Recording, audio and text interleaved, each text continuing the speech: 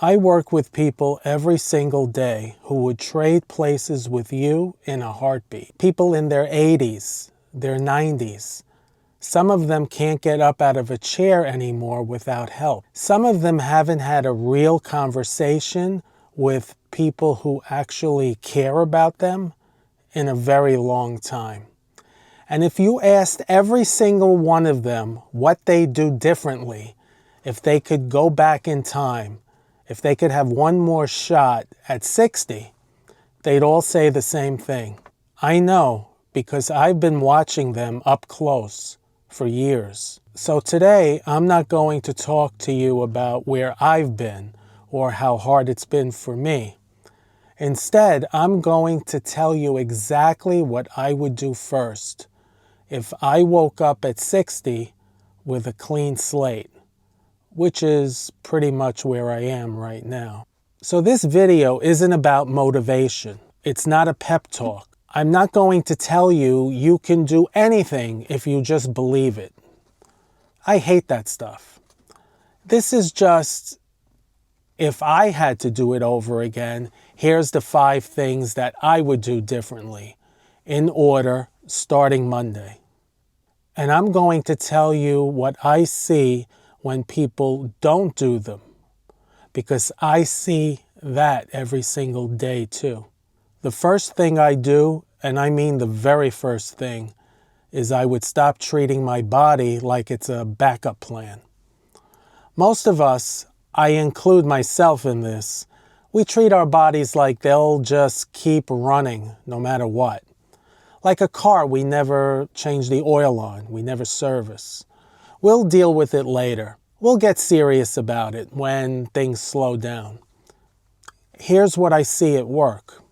I watch people in their 70s lose their independence, not because of some random illness they couldn't control. Let's face it, that can happen to any of us at any age. But because of decisions they made in their 60s, decisions they made still thinking they had time. The seniors I see didn't go for walks. They didn't deal with the weight. They didn't take their medication seriously. You know, most seniors have trouble remembering when to take a pill. Most seniors are taking a multitude of different pills on a daily basis. And a simple thing like a pill box for reminders makes things so easy. I take pills every day. Not a lot. I take something for heartburn, a high cholesterol pill, and one other thing. That's it, nothing crazy. Do you know how many times I leave my house in the morning, I get in the car and I say to myself, did I take my pills today? So you can imagine someone a lot older than me who's taking 15, 20 different medications a day. Forgetting to take medication is one of the major causes of hospitalizations. And I'm not talking about going to the gym 5 days a week. I'm talking about movement every single day, something you can actually do that will make a difference. I see these things that seniors haven't done for many years, and it accumulates over time in a slow and gradual way.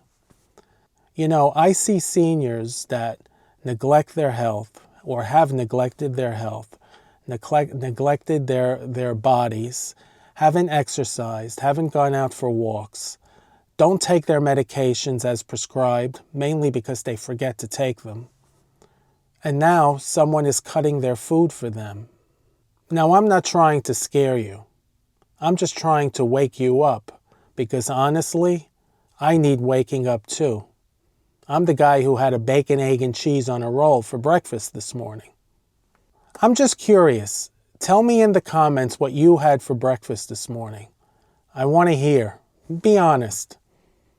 It can't be any worse than my breakfast. So what physical thing are you putting off right now that you wish you'd started when you were 60?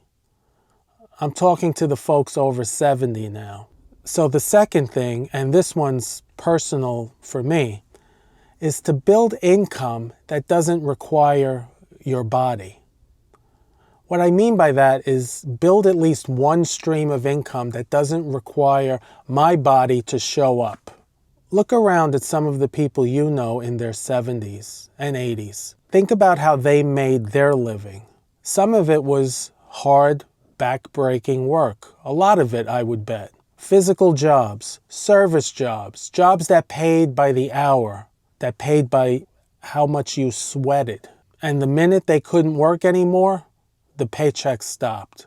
That's not a knock on them. That's just how most of us were raised. You trade time for money. You show up, you get paid. But what happens when you can't show up? I'm not talking about getting rich. I'm not selling you a course or a book. I'm talking about building something, one thing, that generates income even when you're not standing in front of it. Could be a YouTube channel. One of the reasons I started this channel is to build a second stream of income for the time I can't work anymore and all I have to depend on is Social Security. That's not going to be enough. If you couldn't work tomorrow, what is your plan right now? Most people don't have one. I didn't have one for a long time. Okay, stay with me here, because the next two are the ones that nobody ever talks about, and they might be the most important. Stop carrying dead relationships. That's the third thing I do, and this one's uncomfortable. I'd stop carrying relationships that are already dead. I'm not talking about giving up on people.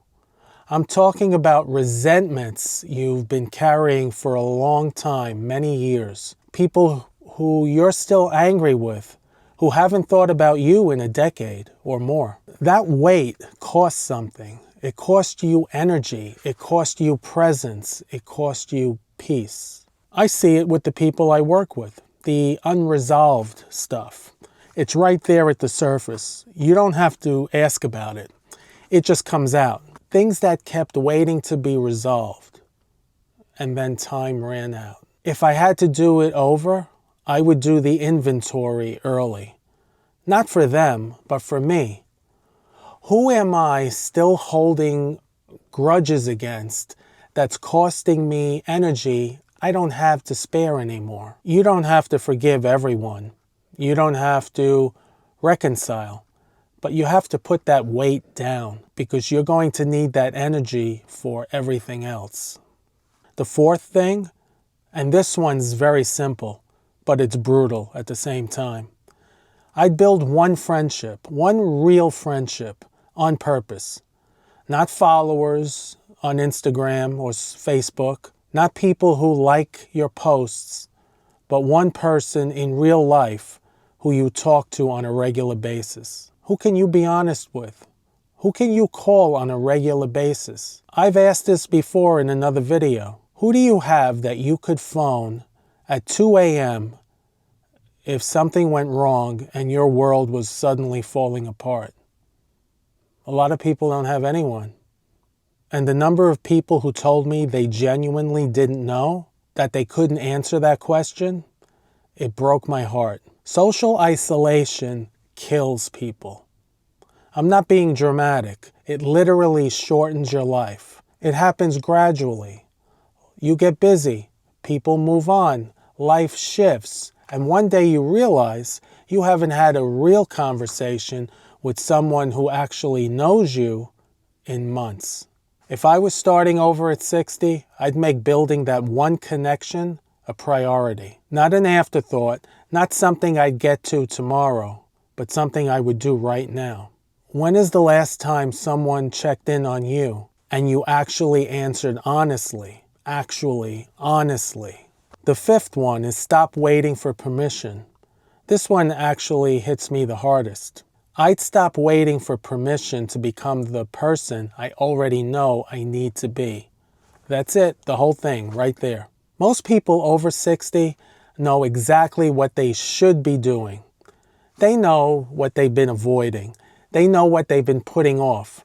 The health thing, the checkup at the doctor, the relationship thing, the thing they've always said they'd do when the time was just right. The time is never going to feel right. That's the secret nobody tells you. The saddest thing I see, and I see it constantly, isn't people who tried and failed. It's the people who never started. Because they were waiting for the kids to grow up, waiting for the kids to finish school, waiting for that pension, waiting to retire, waiting for things to settle down, for someday. Someday doesn't come, my friends. I've watched people reach the end and know that. So whatever your thing is, start it ugly, start it imperfect, start it scared, but just start. What are you postponing right now that you keep telling yourself you'll get to? Look, I want to be straight with you. I don't have all 5 of these figured out. Not even close. Some of them I'm actively working on. Some of them I've failed at more than once. But here's the difference between me now and me 10 years ago. I'm not pretending anymore. I'm not waiting for a better time.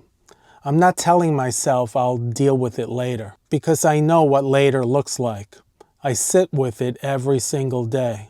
So if you're watching this and you're 60, or you're close to it, or maybe you're not even there yet, but this is hitting something inside of you, good. Let it hit. Don't scroll past it. You still have time. Not infinite time, but real time. Use it well. If one of these 5 things landed for you, drop a note in the comments.